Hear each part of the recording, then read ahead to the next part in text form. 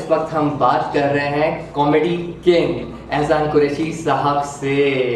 Welcome sir. Thank you. तो सबसे पहले बात करते हैं, अभी आपकी आवाज़ के अवार्ड से आपको नवाजा गया है for best comedian sir. How you feeling like, कैसा लग रहा है सर? सर ये आपकी आवाज़ का है, मेरी ज़िंदगी का ये पहला अवार्ड है। बॉम्बे टू गोवा में एक छोटी सी भूमिका किया था मैंने, शुरू से आखिर तक एक बुरखे वाली लड़की थी मेरे साथ। फिल्म देखने के बाद कुछ याद न रहे, मगर एक चीज़ पूरी दुनिया को याद है कि बुरखे के अंदर कौन था। मैं जहाँ भी जाता हूँ पहला सवाल पूछते हैं, भाईजान बुरखे के अंदर कौन था? तो मैं उनको बताता हूँ उसके अंदर मल्लिका शेरावत थी। लेकिन वो सेकंड पार्ट, जब दूसरा पार्ट बनेगा गोवा टू बॉम्बे, हमारी टीम वापस आ रही है। अब तो गरीब होके गए, अब अमीर हो गए, अब वापस लखपति होके लौट रहे हैं। तो वो बुरखा खोलेगा, उसके अंदर से मल्लिका शेरावत निकलेगी। आपको कैसा लगेगा? आपको यकीनन अच्छा लगेगा। तो मैं बहुत खुश हूँ भाई, पहला अवार्ड है कॉमेडी का। और आपकी आवाज़ को बहुत बहुत थैंक्स। जैसे सच्ची आवाज़ है, जनता की आवाज़ है, जनता तक पहुंचती है, मुझ तक भी आवाज़ पहुंची और मेरी आवाज़ जनता तक आपने पहुंचाया, इसलिए आपको बहुत बहुत बधाई। मेरी तरफ से आपको धन्यवाद, थैंक्स। बहुत बहुत शुक्रिया सर। सर अभी बात करते हैं सर, आपके सर कॉमेडी सर्कस में ये होते हैं, फिर सर लाफ्टर चैलेंज में आपने वो बहुत हंसाया, जैसे बिग बॉस में काफ़ी एंटरटेन किया और काफ़ी आपने हमको अच्छी अच्छी चीज़ें सिखाई वहाँ पर उस शो में सर। मैं देखता था रात को। सर व्हाट नेक्स्ट सर, अभी क्या चल रहा है, क्या प्लानिंग्स हैं? अभी 2-3 फिल्में हाथ में हैं।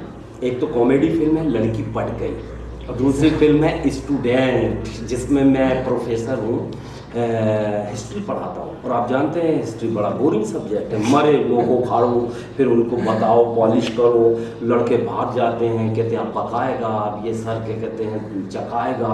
ऐसा करके एक एक कंटी मार मार के सारा सेक्शन गोल हो जाता है। लेकिन मैं डटा रहता हूँ, मैं पढ़ाता हूँ। लेकिन जब मैं पढ़ाता हूँ तो खो जाता हूँ उसी पात्र में। जैसे मैं अकबर जोधा के बारे में पढ़ा रहा हूँ तो थोड़ी देर में मैं अकबर बन जाता हूँ।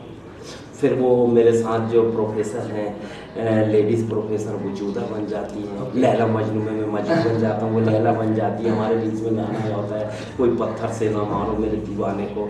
तो बस जब आँख खुलती है सपने से वापस आए तो क्लास में कोई नहीं, अकेले हैं रजिस्टर लेके घर। तो मैंने कोशिश की है कि बोरिंग सब्जेक्ट में जान डालने की। तो ऐसी 2 फिल्में आ रही हैं, सीरियल के लिए जल्दी बात हुई है, और लाइव शो हमारे चलते रहते हैं। पूरी दुनिया बुलाती है, पुलिस के शो में जाते हैं जो सबसे ज़्यादा गमगीन माहौल में काम करते हैं।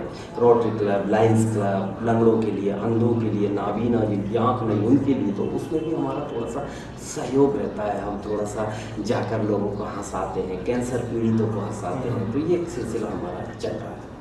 तो सर अभी तक जो कॉमेडी किंग हैं, बहुत जल्दी रोमांस करते भी नजर आएंगे स्टूडेंट में एज ए हिस्ट्री प्रोफेसर? हाँ बिल्कुल बिल्कुल, बेहतरीन ढंग से गाना होगा, स्टाइल होगी, जो है वो सब जो जनता देखना चाहती है। तो कोशिश करेंगे उसमें एहसान कुरैशी ना होके एक बढ़िया लेटेस्ट नए मॉडल का कोई आशिक मिजाज प्रोफेसर नज़र आए, और उसके अंदर स्टूडेंट्स अपने प्रोफेसर को झांकें कि हाँ हाँ इस टाइप का प्रोफेसर चाहिए। तो ऐसा कुछ हम बहुत जल्द करने वाले हैं। अच्छा सर, पर्दे में, टेलीविजन में हम सब ने आपके अंदर का कॉमेडियन देखा। एहसान कुरैशी एक्टर और क्या क्या करता है? ट्रेजेडी भी करता है, बिल्कुल इमोशनल भी करता है, बिल्कुल सब कुछ करते हैं। हाँ, हर कॉमेडियन के पीछे एक दर्द होता है, ये सच्ची बात है। जो जितना दर्दीला आदमी होगा उतना हंसाता है, क्योंकि अपने दर्द छुपाने के लिए लोगों तक पहुंचना। मेरी हर कविता में एक दर्द छुपा होता है। सबसे ज़्यादा दिल मेरा उस वक्त दुखा जब 26/11 को बॉम्बे अटैक हुआ।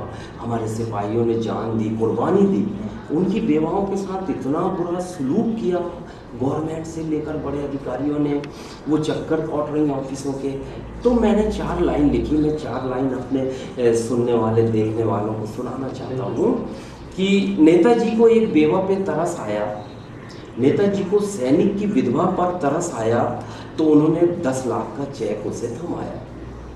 तो सैनिक की विधवा ने गुस्से का पिटारा खोली और बड़े प्यार से बोली, नेताजी 10 की जगह मुझसे 20 का चेक ले जाइए, 10 की जगह मुझसे 20 का चेक ले जाइए, मगर अपने इकलौते बेटे को सेना में भर्ती करके बताइए। बहुत जिस दिन आपका इकलौता बेटा इस देश के लिए शहीद हो जाएगा, उस दिन मेरा सर खुद ब खुद गर्व से ऊंचा हो जाएगा। और आखिरी 2 लाइन बोली उस बेवा ने कि नेताजी, देश का सर नीचे झुके, देश का सर झुके, हम काम ऐसा नहीं करते और हम लोग शहीदों के कफन का सौदा नहीं करते। और उन्होंने चेक फाड़ दिया।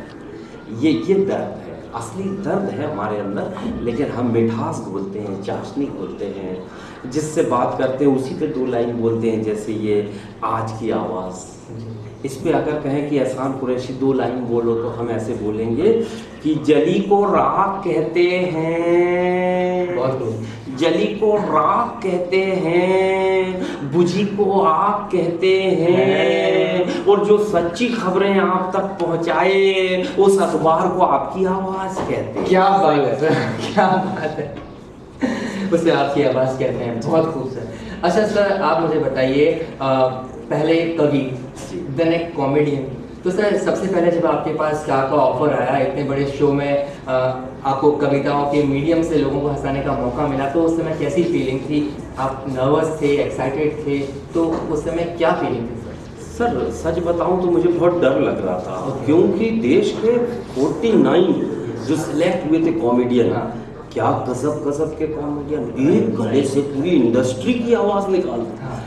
शत्रुघ्न सिन्हा, फिर अमिताभ बच्चन, फिर वहीं जगदीप, वो 1 मिनट में कोई आवाज़ बदलते हैं, एक्टिंग करते हैं, फिर कोई हेलीकॉप्टर उड़ा रहा है, कोई घोड़ों की आवाज़ है, कितने आर्टिस्ट थे।